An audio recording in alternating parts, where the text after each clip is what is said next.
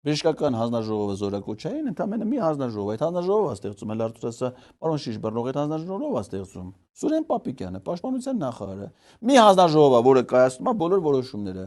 Մի հանձնաժողովով չեն կարողանում օբյեկտիվ որոշումներ կայացնել, ու ասում են, քանի որ չեն կարող կայացնել, չնայած այսքան պետակամը, հիմա ոնց բռնեն Պետրոս։ Խոդրանք ընդդիմադիր չեն որ բռնեն։ Հիմա ասեք Սուրեն Պապիկյանի ստեղծած հանձնաժողովի նախագահը ընդդիմադիր է որ բռնեն։ Facebook-ում լայքա դրեն մեկին որ բռնեն։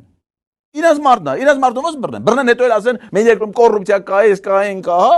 Նա դրա փոխարեն աղբեջը տանեն փոխարեն մուծեն բռնի գնա։ Բանակներ են ընդդիմա։ Օրինակ 25 օրյա վարժական հավաքներ որ ասում, ում են տանում։ Անդրանիկ Քոչարյանն ասում էր, չէ՞։ Ով որ ցույցերի մասնակցել է,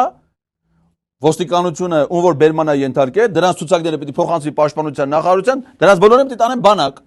Բայց չէ։ Թոնան են ընդդիմադիրները կամ փողոցները թերև կան իրանց այս գյոզալ իշխանությունը փորձեն նրանց իշխանությունից հեռացնեն։